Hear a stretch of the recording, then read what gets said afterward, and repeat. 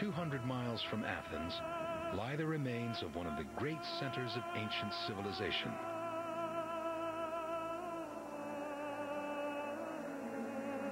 Today, it is impossible to imagine the importance that this remote and sacred valley held for the ancient Greeks.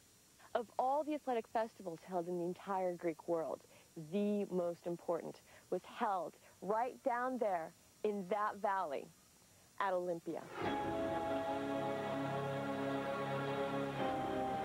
Olympia was not only a center for competition, but one of culture, politics, and religion. This was a man's world. Women were forbidden from coming here upon pain of death, and inside the stadium, the athletes would stand naked before all of Greece and the gods.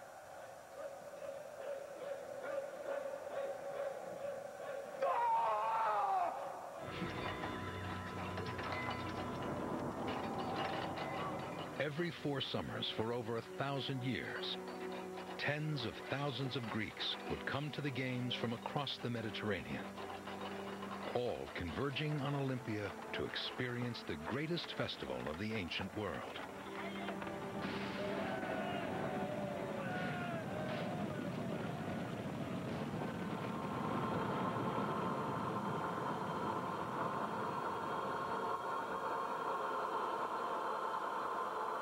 We can't be certain what people saw when they came to this place 500 years before the birth of Christ.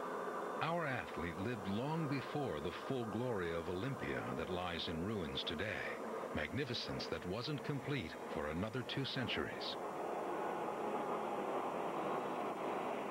But from fragments of evidence, Sarah Palaskis is able to create a picture of what might have happened once they had arrived. As an athlete coming to Olympia, your first true Olympic experience would take place here at the Bouleuterion, or the council chamber. This is where they would have to take an oath that they had trained hard, they'd done it for 10 months, and that they would not cheat during the games.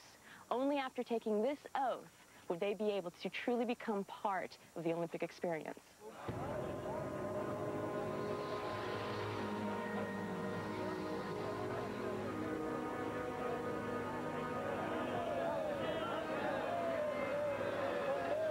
Even returning champions would have had to fight for space amongst the diplomats, philosophers, and the thousands of spectators who had descended upon Olympia.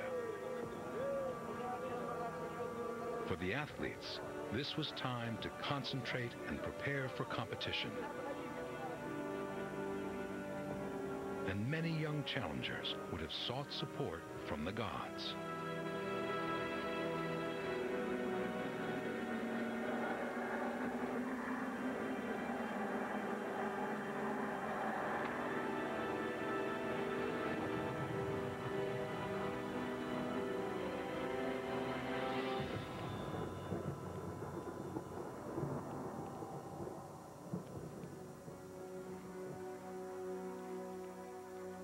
Kneeling within the sacred grove of Olympia, the athlete of Taranto may have offered precious oil in an effort to win the support of a god.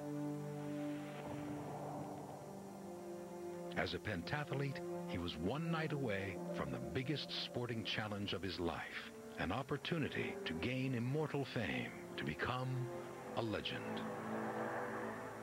The athlete who competes in the games, the sense of anticipation, the sense of focus, probably is coming about as close to divinity as is possible.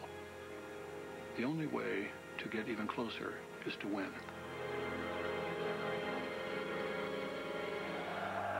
Local priests acted as judges, taking up special positions in a judge's stand.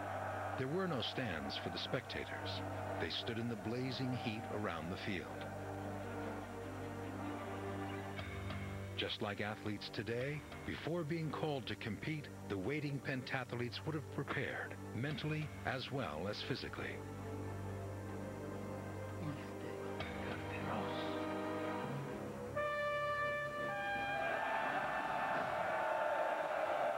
once called to the stadium, the competitors knew that only 5 events separated them from immortal fame.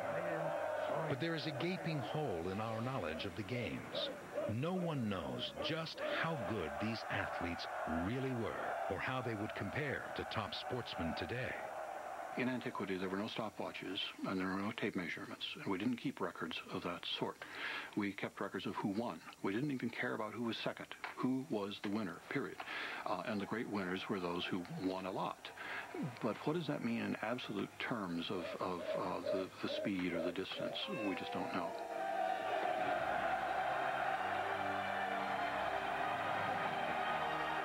However, the athlete of Taranto's bones might provide some clues to how he could have performed.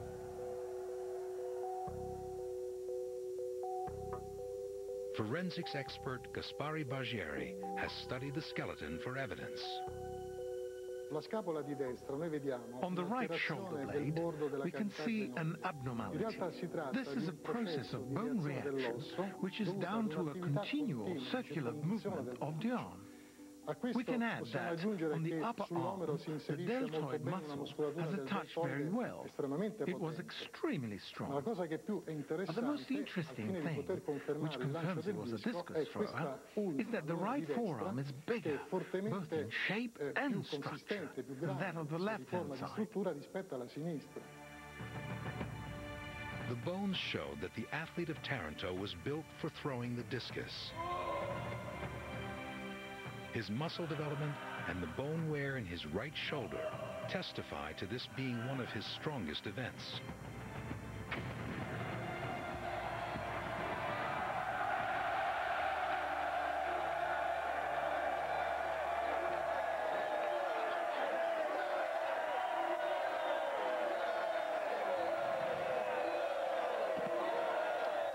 But there were still 4 of the 5 events to go before victory could be claimed.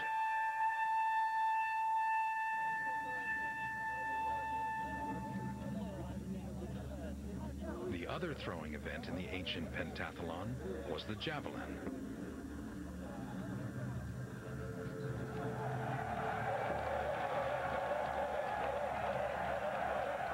It is less clear how strong the athlete would have been in this event.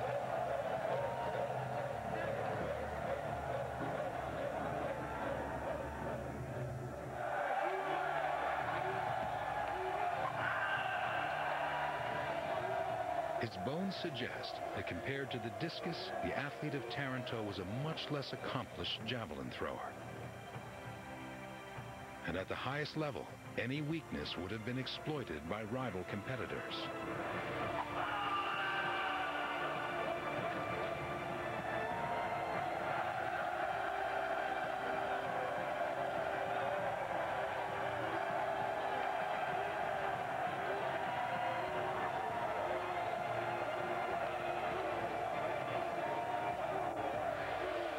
The ancient Olympic discus and javelin are so different from those used in the modern games that it is difficult to make any direct comparison between the performance of an ancient athlete in these events and the sportsman of today.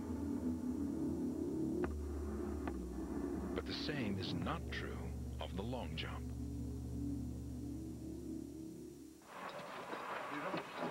The ancient long jump was an event of pure explosive power. A standing jump, with the athletes carrying weights to give them extra momentum. Modern experiments have shown that it is possible to improve the length of your jump with these weights, but it takes very, very careful coordination, rhythm, and for that reason, the ancients demanded that a flute player be there so that the athlete would get his weights going at the right time.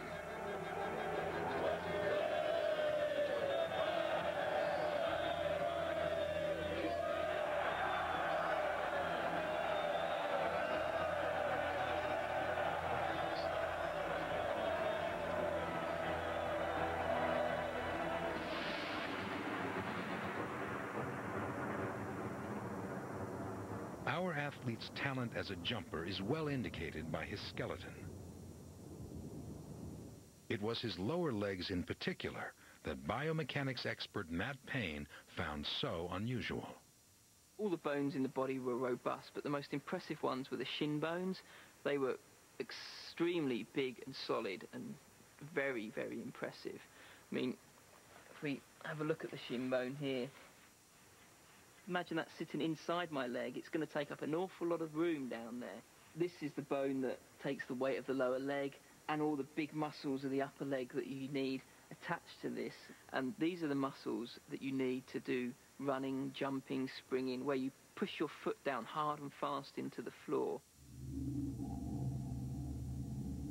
Matt Payne knew the athlete of Taranto must have been a powerful jumper. His study of the remains offers an interesting possibility. If they could find out how powerful the athlete had been, then it should be possible to use the standing jump to achieve something that archaeologists had always dreamed of learning. Just how well would an ancient athlete have performed against an athlete of the 21st century?